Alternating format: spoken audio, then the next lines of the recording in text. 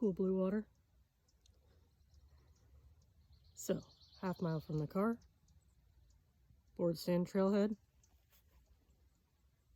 Over there somewhere. But I'm gonna go to Rock Garden Shelter area. It's like 15 miles. Blue water. So this is where I came from. Boardstand trailhead. Little spur. In a half a mile, you get to intersection. That way heads east. This way, all kinds of information. Old Military Road. Heads west, and that's where I'm going. Someone cased water. Even though 2 seconds away, it's a giant flowing creek. I don't get that. I don't get that at all. Whatever. Alright, head out. So this campsite, huge, and about 1.25 miles, well no, not that, probably like a mile west of that junction that I was at earlier. But huge, and there's a creek back there. So, plenty of room for a huge group right here.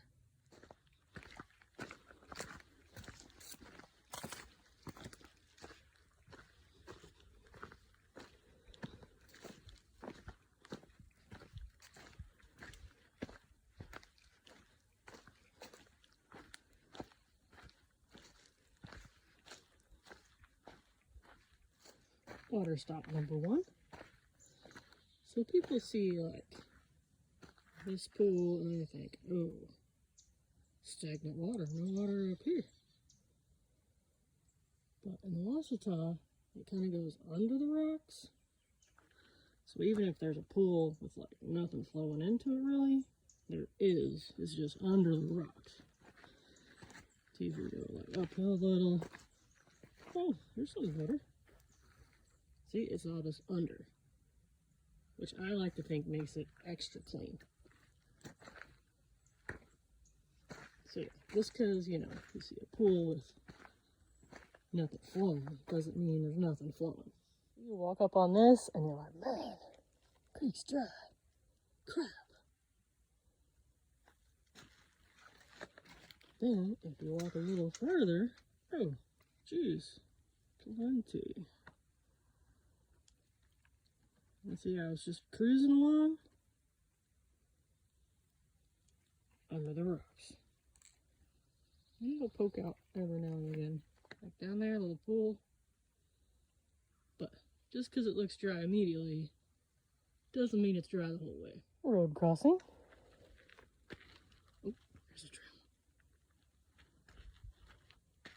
We'll be up there. A couple minutes. But first, I gotta pee. Super cruisy trail. Not too rocky, not too rooty.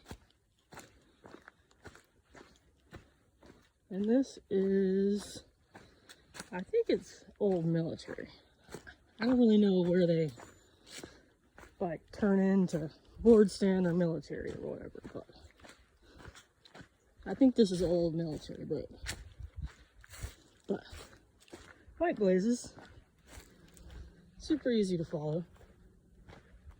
You'd have to try real hard to get off the trail. But right now, I'm just heading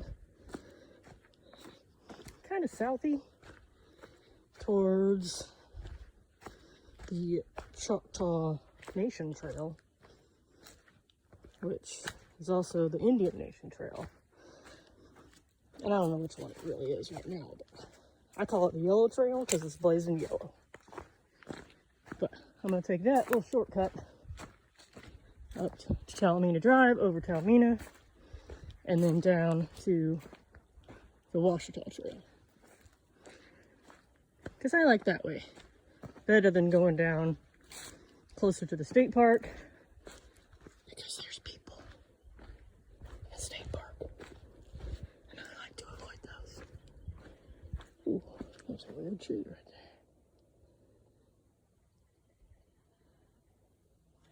I don't look up much when I hike. So there could be like bears everywhere in the trees. I wouldn't know.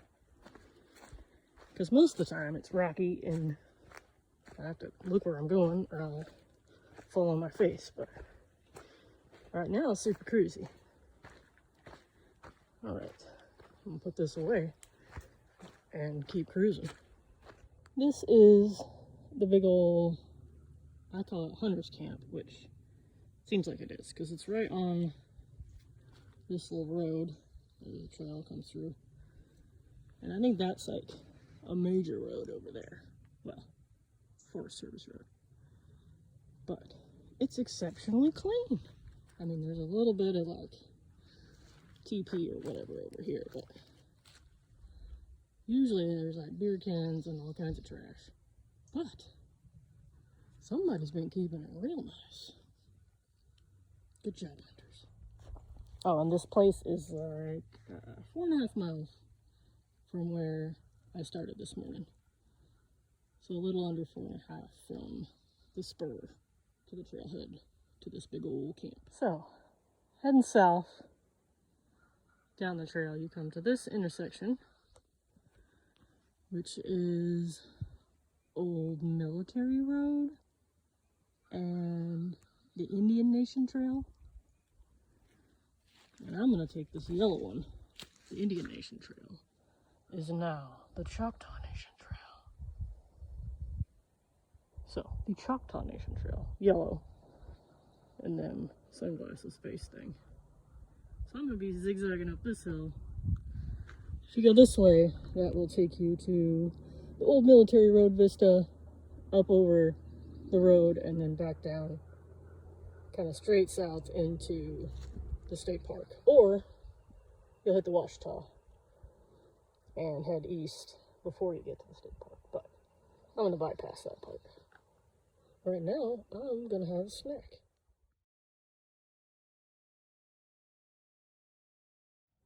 Flowering dogwood before it flowers. You see the little like blooms on the end, about ready to go.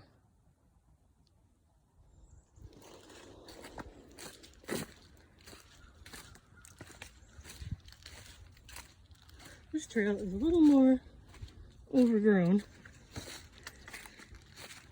so once things leaf out, it's a little bushwhacky, but still an obvious trail, and yellow places every once in a while, and little signs,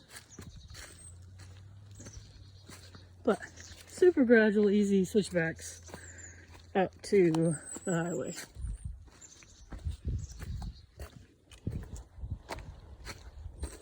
This is the crossing, Talamina Drive. We gotta go fast, because there's cars. Now this thing takes us to meet the Ouachita at like mile 1 point something, I think. And then from there, we'll head east on the Ouachita. And this is the intersection with the Ouachita. Hi, old friend. So, Choctaw Nation Trail intersects the Ouachita at 1.4 miles in from Talamina, mile 0. But I didn't see anybody. All of a sudden, I'm on the Ouachita, people everywhere. There's a group of 4 just passed, and now there's some other guys coming back west, carrying 800 pounds of gear. But Ouachita is busy, super busy. More humans everywhere. But anyway, it's about 8 miles from where I camped at that spur trail, the Boardstand trailhead, to this spot. 8 miles. But yeah, people everywhere. Kind of worries me. But I'm gonna cruise on to the next creaky spot and take a break. Because my hamstrings are tired. Glorious trail.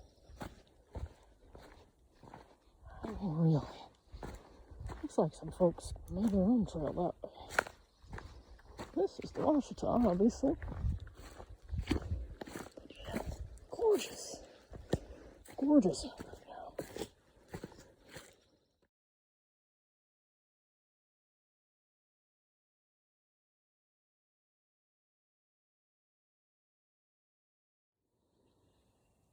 So this is the creek at mile around 3.5 of the Ouachita Trail.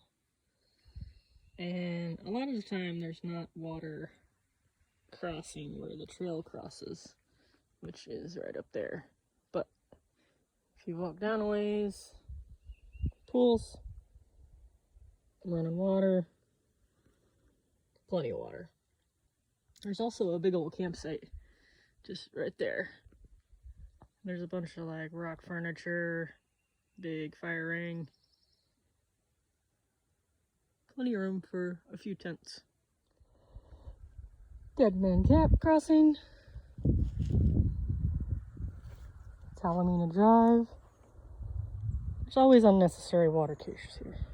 This is the intersection, Ouachita and the Boardstand. My trailhead is 8.1 miles away. But I'm not going down this way. I'm heading to Rock Garden Shelter. Check it out.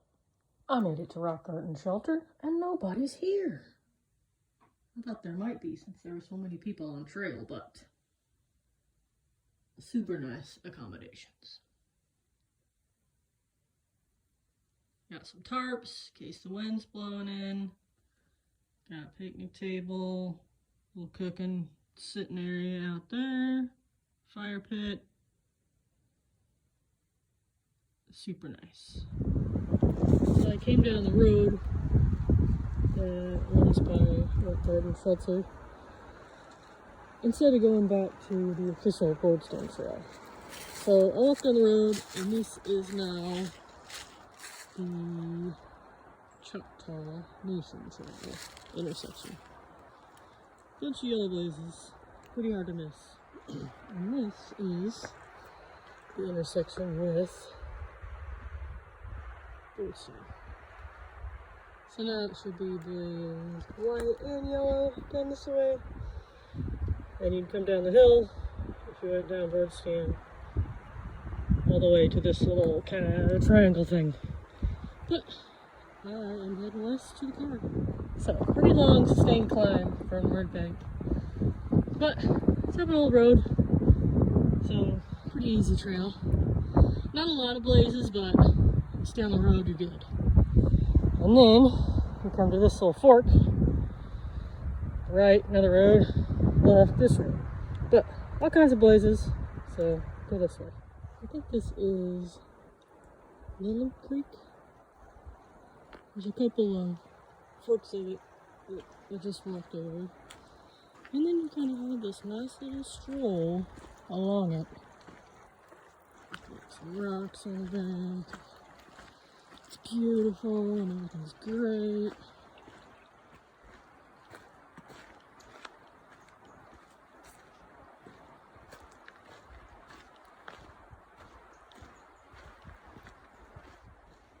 So you cross the creek a few more times.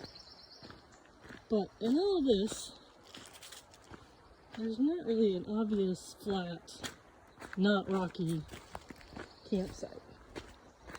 So it'd be an awesome place to camp, plenty of water, with some deeper pools even, but not really flat campsites around that I saw. So keep that in mind. I think we're gonna cross the creek like one more time, and then maybe on the west side over here there might be something, but we'll see. Crossing number a lot on this one, but ooh, look at that. Pretty cool. Still no campers. Pretty well marked here, but not like as good as it was. See, there's some white blaze going that way, and then right over here, don't follow that. Yellow blaze going that way. But the path's super obvious. Ooh, look, there's an arrow back. Alright, still looking to see if there's a campsite. I don't see anything. Alright. Another crossing. That one had a bunch of little streams kind of coming together in it. But I finally found a campsite. This is the trail. This is the fire ring. And it looks like maybe that's your tent spot, but room for one. Fight some rocks. Not that great. Bunch of rocks on this side of the creek though, coming out. But another view of the campsite. I mean, it would work. It's not that bad, but looks like there's a bunch of rocks in the tent pad. Plenty of water down here though. And it's about to rain. And the foggy's coming around. So, about to be more water. See, this is kind of an unmarked turn, but we got all these logs piled up here unnaturally. Just let you know, don't go that way. But there's some flags that could fall off the trees at any second, but no real blazes to say, hey, turn here, guys. And then after you turn, there's another little blue flag down there, but no blazes. But obviously, pretty beat-in walking path, so we're going the right way. But yeah, we definitely use some blazes right here. I have arrived at Dead Man Gap Road. That way is heading south to Wholesome Valley Road. There's the trail. And this way is heading north to Talamina Drive.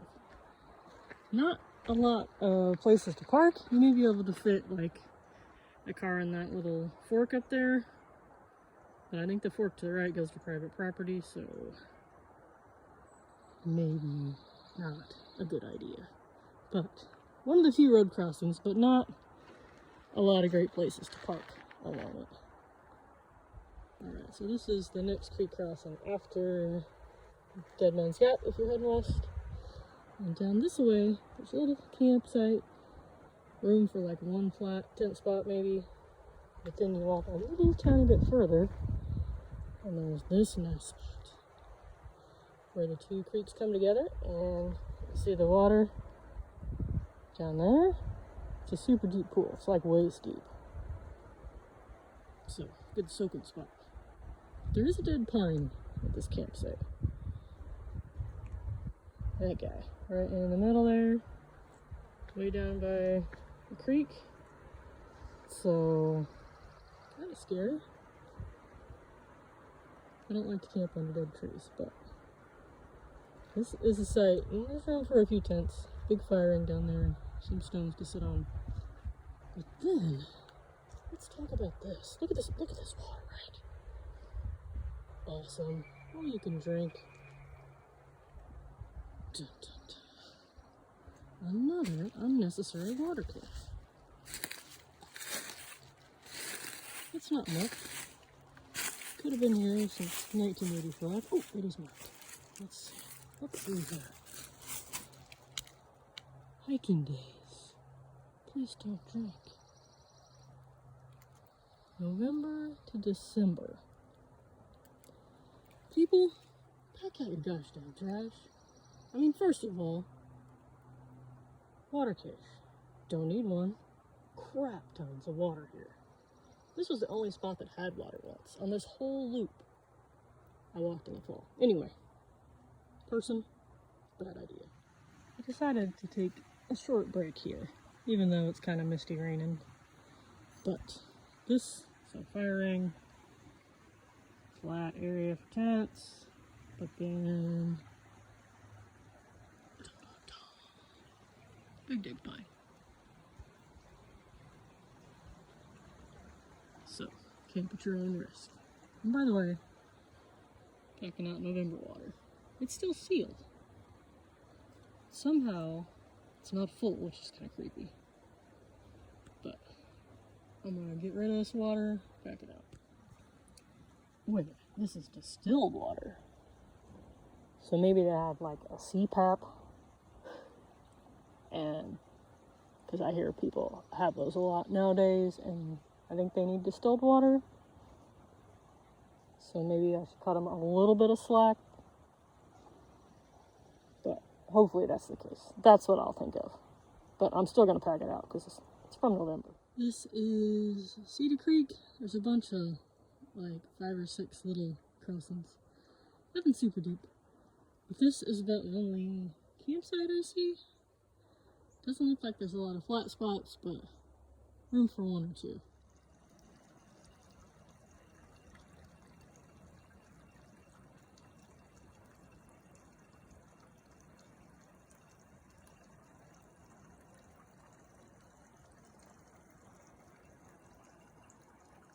This is the campsite I stayed in when I parked and walked in a half a mile on Friday. But it's got a good spot. There's some good flat areas. Little fire ring, stone furniture. And then the creek is back there, back down that hill.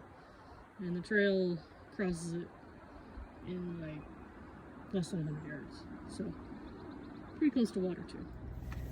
Alright, back to car. So it took about 3 hours, a little over 6 miles to hike from the trailhead to the car. Or wait, no, I said that wrong. The shelter, rock garden shelter, back to the Boardstand trailhead to the car. And that's it. All good. Happy times.